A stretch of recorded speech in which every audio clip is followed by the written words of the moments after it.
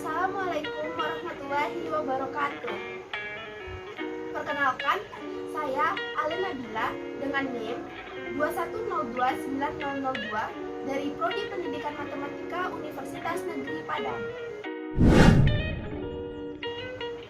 Adapun tujuan video ini dibuat adalah untuk memenuhi tugas mata kuliah media pembelajaran matematika.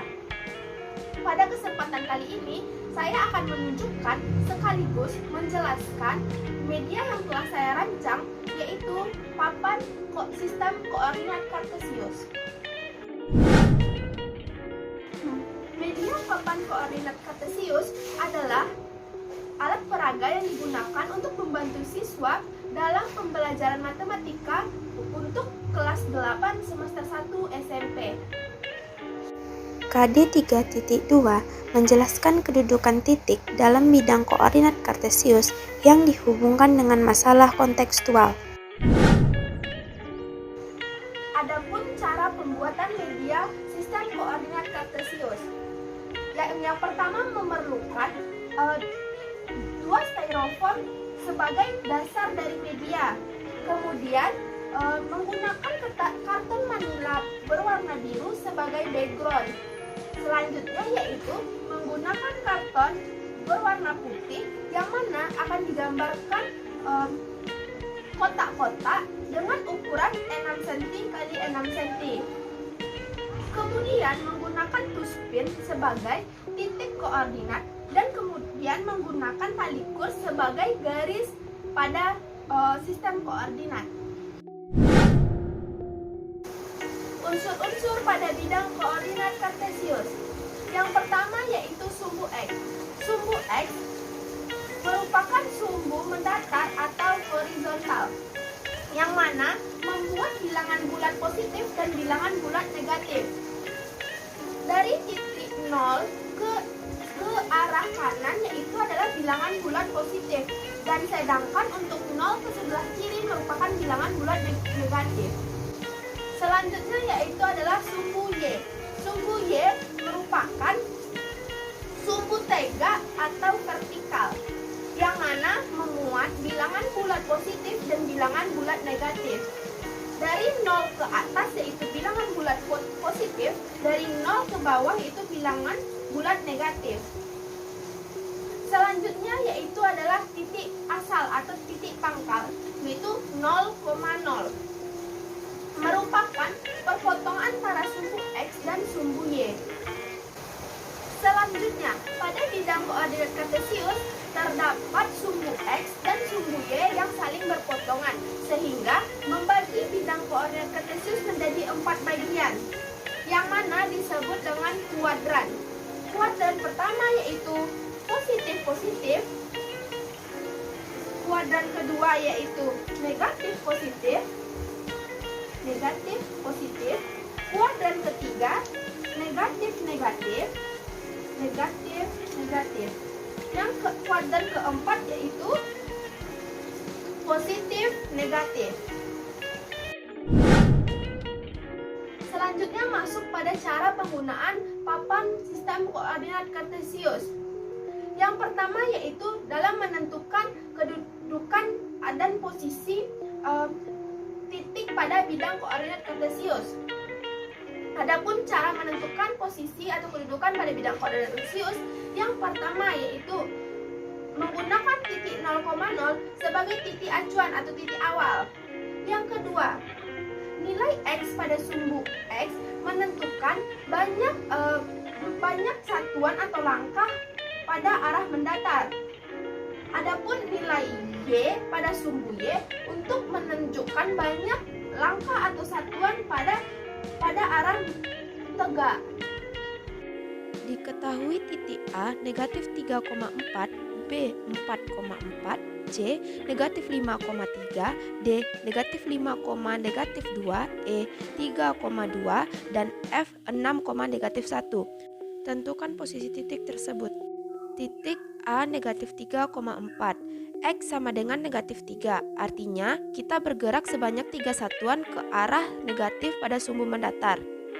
1, 2, 3. Selanjutnya, Y sama dengan 4, artinya kita bergerak sebanyak 4 satuan ke arah positif pada sumbu tegak 1, 2, 3, 4. Sehingga kita peroleh titik A negatif 3,4 terletak pada kuadran 2. Selanjutnya titik B 4,4. X sama dengan 4, artinya kita bergerak sebanyak 4 satuan ke arah positif pada sumbu mendatar 1, 2, 3, 4. Dan kemudian Y sama dengan 4, artinya kita bergerak sebanyak 4 satuan ke arah positif pada sumbu tegak. Sehingga diperoleh titik B 4,4 terletak pada kuadran pertama. Selanjutnya titik C negatif 5,3. X sama dengan negatif 5, artinya kita bergerak sebanyak 5 satuan ke arah negatif pada sumbu mendatar 1, 2, 3, 4, 5. Y sama dengan 3, artinya kita bergerak sebanyak 3 satuan ke arah positif pada sumbu tegak. Sehingga diperoleh titik C negatif 5,3 terletak pada kuadran kedua. Selanjutnya titik D negatif 5, negatif 2.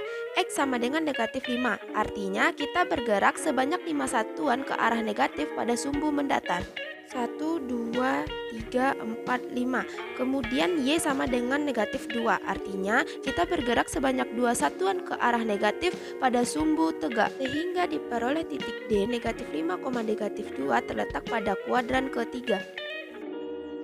Titik E 3,2. X sama dengan 3, artinya kita bergerak sebanyak 3 satuan ke arah positif pada sumbu mendatar 1, 2, 3. Y sama dengan 2, artinya kita bergerak sebanyak 2 satuan ke arah positif pada sumbu tegak. Sehingga diperoleh titik E 3,2 terletak pada kuadran pertama. Selanjutnya 6, negatif 1.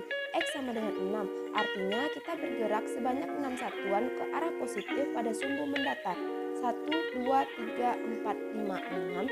Y sama dengan negatif 1, artinya kita bergerak sebanyak 1 satuan ke arah negatif pada sumbu tegak.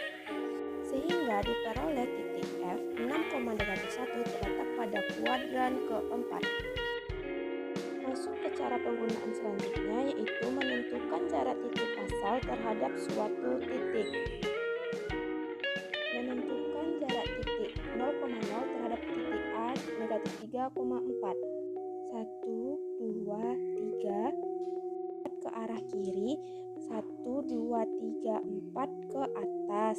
Sehingga diperoleh jarak titik asal ke titik A yaitu 3 satuan ke kiri dan 4 satuan ke atas. Menentukan jarak titik 0,0 ke titik B 4,4. 1, 2, 3, 4 ke kanan, 1, 2, 3, 4 ke atas.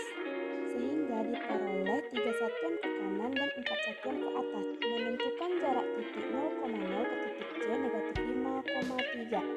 1, 2, 3, 4, 5 ke kiri, 1, 2, 3 ke atas. Sehingga diperoleh jarak titik 0,0 ke titik C yaitu 5 satuan ke kiri dan 3 satuan ke bawah. Masuk ke cara penggunaan selanjutnya, yaitu menentukan jarak titik terhadap titik tertentu A, B. Menentukan jarak titik A negatif 3,4 ke titik B 4,4. Titik A ke B dapat kita hitung 1, 2, 3, 4, 5, 6, 7 ke kanan.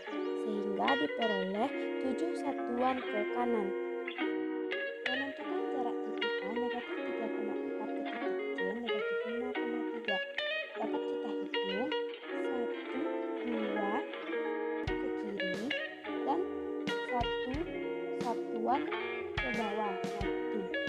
Sehingga diperoleh jarak titik A ke titik C itu 2 satuan ke kiri dan 1 satuan ke bawah. Menentukan jarak titik A negatif 3,4 ke titik B negatif 5,2. 1, 2 ke kiri dan 1, 2, 3, 4, 5, 6 ke bawah. Sehingga diperoleh jarak titik A ke titik D itu 2 satuan ke kiri dan 6 satuan ke bawah. Masuk ke cara penggunaan selanjutnya, yaitu menentukan posisi garis terhadap sumbu X dan sumbu Y Hubungkanlah titik A dan titik B dan tentukan posisi garis terhadap sumbu X dan sumbu Y. Dapat kita hubungkan A dan titik B menggunakan tali kurs sehingga membentuk sebuah garis lurus. Selanjutnya kita tentukan posisi garis terhadap sumbu X. Dapat kita lihat bahwa garis AB sejajar dengan sumbu X. Maka dapat kita simpulkan bahwa garis AB sejajar sumbu X. Selanjutnya yaitu posisi garis terhadap sumbu Y. Dapat kita lihat bahwa garis AB tegak lurus dengan sumbu Y. Sehingga diperoleh bahwa garis AB sejajar terhadap sumbu X dan tegak lurus terhadap sumbu Y. Hubungkanlah titik C dan titik D dan tentukan posisi garis terhadap sumbu X dan sumbu Y sehingga membentuk garis lurus. Selanjutnya dapat kita tentukan posisi garis terhadap sumbu X. Dapat kita lihat bahwa garis CD yaitu tegak lurus terhadap sumbu X.